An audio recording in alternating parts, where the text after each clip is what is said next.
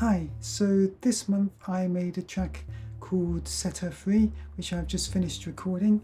And what I tried to do this month, just to ease myself into the new year, because it's January, is I tried to make a song with very little commitment. I really like John Carpenter's theme for Assault on Precinct 13 with its A minor, C major, G, G, G, G, G, A minor. It's only 3 chords and it's really good.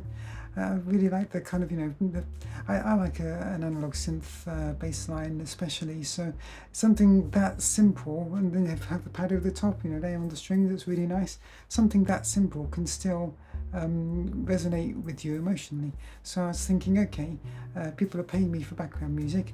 I'm going to try, just ease myself into the month, to make a simple piece of instrumental background music with only a few parts, which is, I think, how Pete Lemlock managed to pump out music so fast. Is it wasn't layered up that much. It was only 2 or 3 instruments at once. So I thought, okay, I'll just try that. Very simple piece of music. And before I knew it, I'd made pretty much a whole song, except for the lyric. But in terms of the backing and the lead melody, pretty much made a whole song. But it's kind of too depressing, and so I set that aside for a later project. And I tried again. And I was like, okay, this time really just going to keep it very simple. Not even 3 chords, just 2 chords, just A minor, I think probably C major, or is it A minor? I don't know, it might be A minor and G major. It's only got 2 chords in the whole A section. There's a B section where I vary it a little bit, but it's basically even simpler than the Assault on Precinct 13 theme. And I was listening to a lot of rave music that week, like Praga Khan and The Prodigy and Alternate, and it kind of snowballed a bit, and I got carried away, and before I knew it, I'd written another song. But this one wasn't depressing, so I went ahead and commissioned a vocal from Aisha.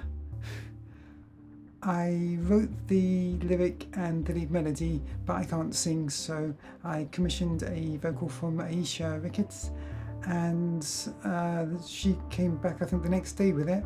So before I knew it, in like literally under 24 hours, I had the demo version of a song, and today I've just been recording it. I think perhaps a useful take-home message here is that if you try to achieve something really ambitious, it might seem a bit daunting, and if that's the case for you, maybe try and achieve something much simpler and not as ambitious.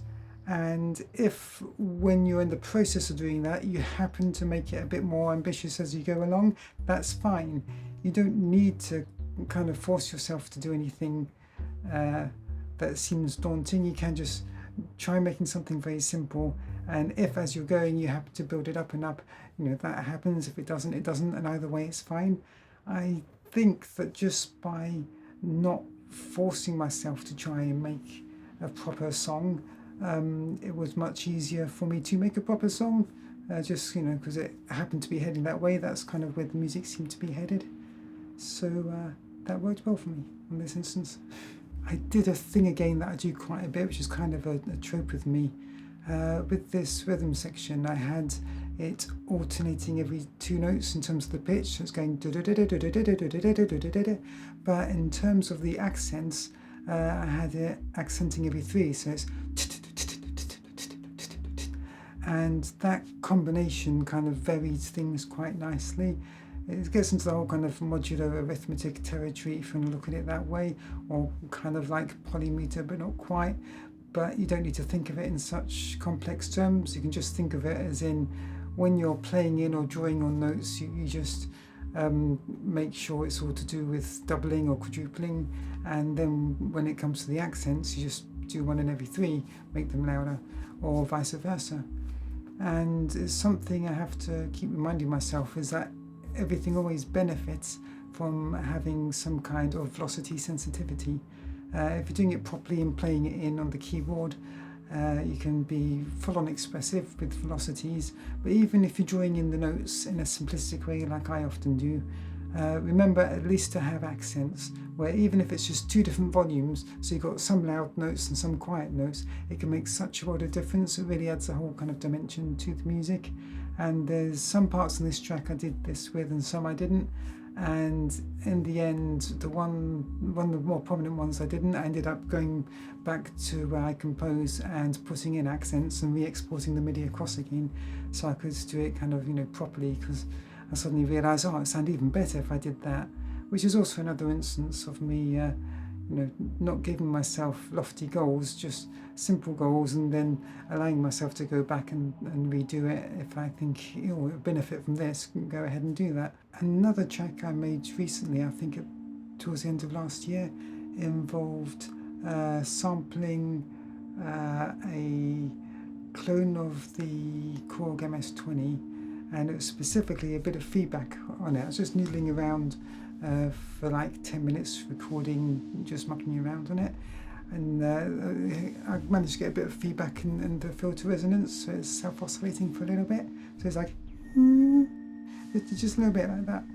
And what I did with that is, because I was recording the whole thing, I wrote a Unix script that slices up the sample, it chops it up into little bits, and then you can just listen to each individual clip and then either bin it or not, and kind of whittle it down to all these happy little accidents. And I took that one, put it in a sampler, and then tuned it, because a wonderful thing about samplers is if you sample something with a pitch, it doesn't matter what the pitch is, you can tune the sampler, just like tuning, say, a guitar or anything, and now you can play melodies on it. And I played a melody and harmony on it, and for the harmony, the kind of backing pads, I think I slowed the VCA envelope in the sampler, so it was very slow to kind of rise and fall, and just from what was originally a really short kind of nasty side effect kind of a sound, ended up being the kind of centerpiece of this really beautiful ambient piece of music. And I just thought it was kind of interesting how you could take something that sounded so nasty at first and make something so beautiful out of it. And I think it's important to remember that samplers can turn any sound into an instrument, and especially if you, say, play it an octave or two down from its original pitch, and if you tune it, and if you mess around with, say, the envelopes attack and release, or cutting off the beginning, stuff like that, you can really change it so radically that no one would guess what the origin was, and you can have something really organic and beautiful sounding from just, a random snippet of noise here or there. So that's another tip. Remember, you can sample anything, and then when you have it as a sample, you can then further manipulate and change it. I think one of the things that helps with what I do is I'm kind of focused on sound design in a way that's not at all reverential for the original source. I like to take something and make something different out of it, and I think that helps. I've been experimenting with sequencers, MIDI sequencers lately, because I have this kind of theory that the tools you use might encourage certain workflows over others. And so if you're using, say, C-Lab Creator on an Atari ST with an Akai S1000 sampler, that's going to encourage a sound first workflow, where first you find some interesting sounds, then you listen to them, work out what would sound good on it, and then layer up the music afterwards. Whereas the approach I've been using for some years now, recently, is I record music first, where I make basically a chip tune as a demo, and then I export the MIDI into Reaper here, use it as a multi-track recorder, and record usually a modular synthesizer. So these are two very different approaches I've been experimenting with, where one's kind of sound first, and the sounds might encourage you or inspire, that's it. The sounds might inspire you to make a particular piece of music. You find an interesting sound and you're noodling around on the keyboard playing that sound, and you realise, oh, this is a nice melody to go with that sound. Before you know it, you're making a piece of music. So sound first music making can be fun, but at the same time, so can music first, where you make a kind of chip-tuney demo, and once you're happy with that, then you go and find out what sounds would be good to play that music on. And I love both of these ways of making music. I originally started out tracking with Scream Tracker, then Impulse Tracker as a teenager, so I love sound first music making. But then I've spent many years lately with basically drawing on notes in Reason, exporting them into Reaper, multi-tracking Adobe E100 with that, and I've had a really good, I've had a lot of fun making a lot of quirky, interesting music with that music first design. And I don't think there's any right or wrong approach. I love both approaches, and they do result in quite different sounding music. It really surprised me when I used my Atari ST and Creator for the first time. I made something that sounds just like one of my old Impulse Tracker pieces of music. Impulse Tracker tracks. I don't think I have a single voice of my own so much as when I'm using a sampler and sequencer based setup, I have this kind of sound first music making voice of my own. And then when I'm using a MIDI sequencer and then a modular synthesizer, I've got this music first approach and I have a different voice of my own. But these are two quite different sounds, and if it were possible for me to